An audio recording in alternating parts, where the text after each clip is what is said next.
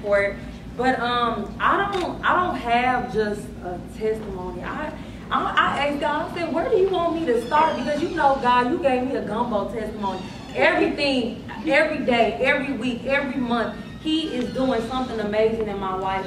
You know, I come from just being a middle child, not knowing where I belong, not knowing, you know, who I am. And I just remember in 1997 when I was 7 years old, we was in Ripley, Mississippi, and my grandmother had a church. And it was time for us to get baptized, y'all. And all of my brothers, well, my brother and my sisters got baptized, all of my cousins and everything like that.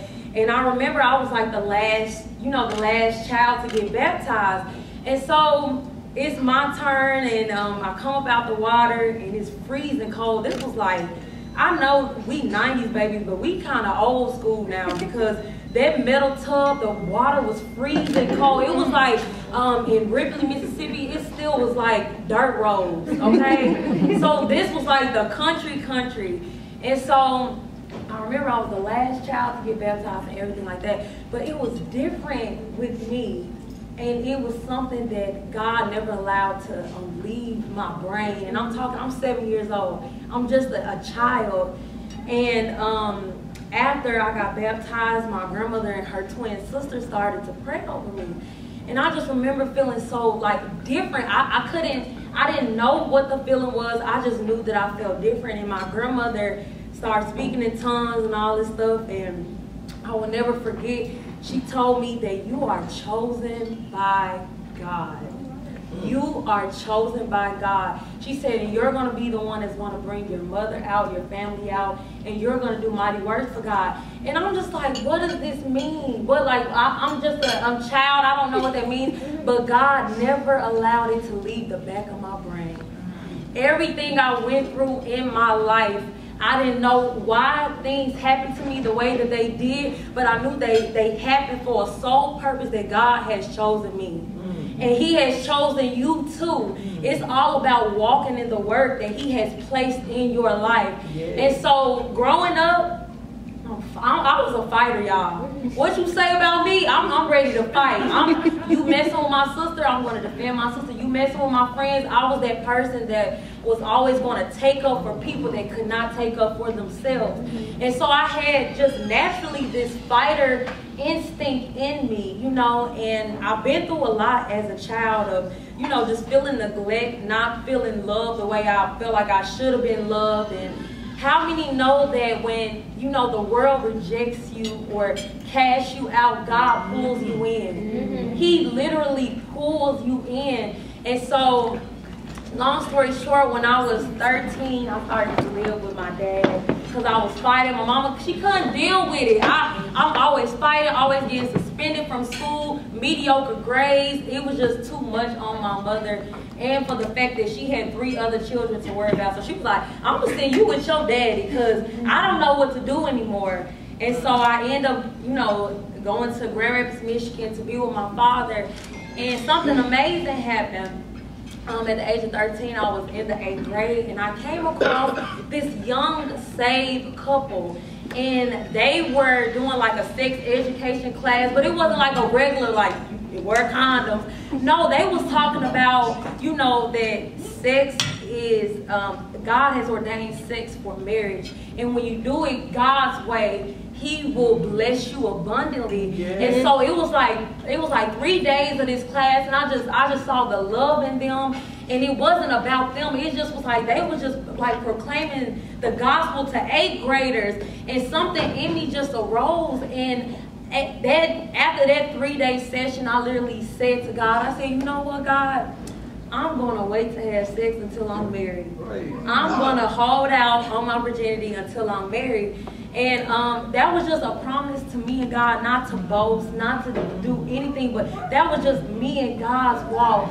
And it's so crazy because He led me to that decision.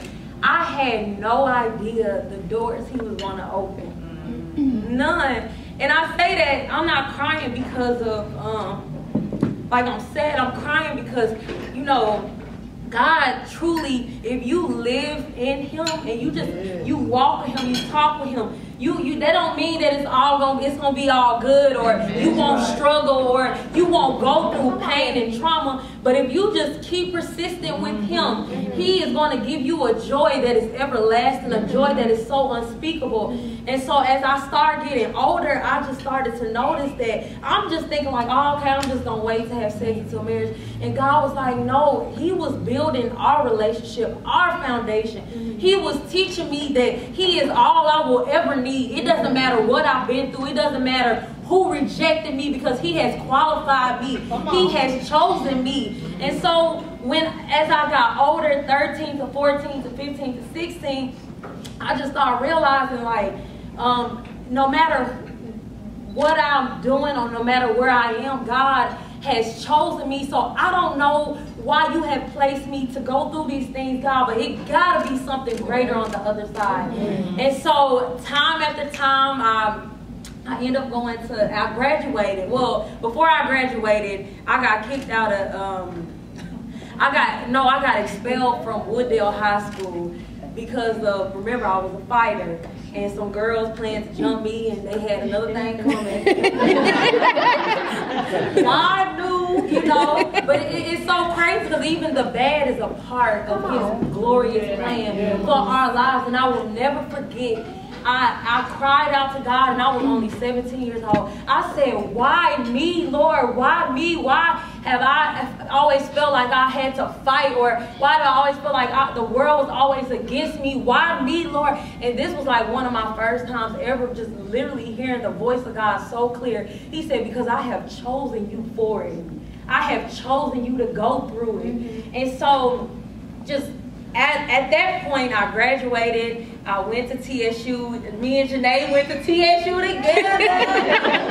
Our lovely HBCU. And God just, oh my gosh, I just started, just kept walking with him and talking with him, and out of nowhere, it's like this fire just started to be birthed inside of my spirit. And I'm like, what is it? Why am I so keen to just talk about his goodness? Why does it come so naturally? Because I know what he's done for me, and I know if it wasn't for the grace of God, I would not be standing here today. Because when God chooses you, you got to understand that the devil is out to literally kill you. So that's why he's throwing everything at you, because he wants to take you out. And so I just was like, but Lord, you qualify me. So it means that the Bible literally says that we are over Satan's head. He said, I have given you power to tread on serpents and scorpions and over all the power of the enemy, and nothing by any means shall hurt you. That means we have complete victory over God. And so the more I start to get in the word, the more I realize that I'm a tool, I'm a vessel. Can't nothing stop me. No matter what I've been through, no matter what the devil tried to do to my family, no matter how he tried to separate me, God was like, oh, I'm building you up. I'm building you up. I'm taking you into greater. I literally, my whole family, she ain't gonna be nothing. She gonna be in jail by the time she's 18 years old. What you gonna do with her? And God was like, oh, I'm turning around for my glory. It had to happen this way.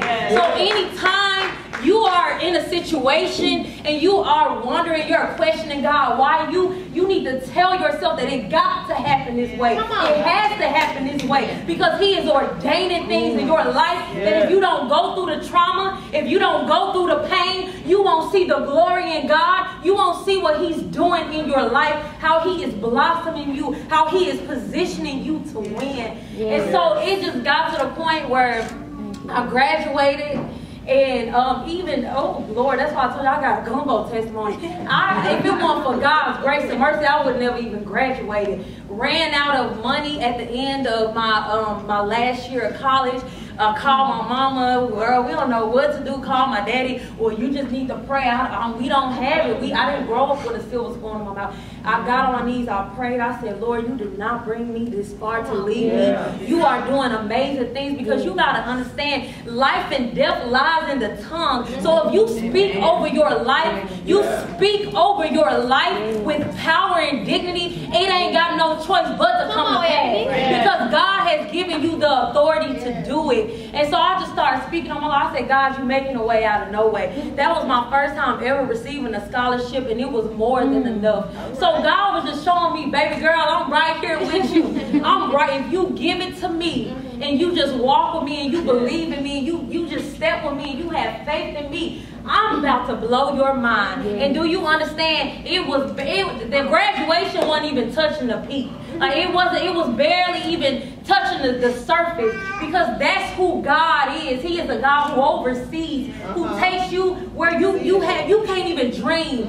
Your mind, the human capacity of your mind can't even begin to imagine what God is doing in your life. That's why it takes faith to walk it out. That's why it takes faith to just say, Lord, I trust you. And so it got to the point where graduation happened, and I'm out of school, can't find a job. You know, Memphis, it's hard. Even college educated, it's hard to find a job. And I'm like, Lord, what am I gonna do now? And God just said, you know, keep praying, keep asking me, because when you pray for God's will, He will literally direct your path. When He tells you to go left, you go left. When He tells you to go right, you go right. When He tells you to go straight, you keep going straight. You go wherever He tells you to go, because you're on His path. He's leading you unto greater. And so God told me in what was it, 2014, He told me to write a book. And I was like, write a book about what? He said, about your life. What I've done for you, write a book. And so through the decision of me remaining a virgin until marriage at the age of 13, that's when I started to realize, like, it wasn't about sex or none of that. It was about just completely submitting to God. Completely giving it to God. Just completely giving myself to Him, this relationship, because I realized that the world can never do what my God can do for me. The world cannot give me joy. The world cannot give me peace. The world cannot help me. The world cannot prune me. The world cannot prepare me for what God has for me. Only God can do that. And so He told me to write a book, and I called it Worth the Wait, and the subtitle was The Enlightenment of Knowing Your Self-Worth and How It Is Key to a Powerful Life. And how many know that your self-worth is literally grounded in Christ? That's where self-worth comes from. It's not in your job, it's not in your car, it's not in your relationship status, it's not in your marriage. It is in Christ, because He wakes us up every morning. He is leading us and guiding us. He is healing us. He's doing all these amazing things in our life. Your self-worth is rooted in Christ. And so I wrote the book, and it was a complete success, y'all. I literally made like about $3,000 in 2 hours. And I just was like, hold up, God. And God was like, you better tie that money. You better tie that money. So I gave God my 10%, you know, and I was like, Lord, I can do this. Like, there's no greater joy I have than to talk about you. And I realized, I said, this is what I want to do, God. And so it hasn't been, you know, the easiest, but it has been the most rewarding to really just step out on faith and know that if God said He's going to do it, or if God promised you, how could you deny this promise? That, I mean, he did say that the storms wasn't going to come, but how can you not? It's like, what else do you have to lose?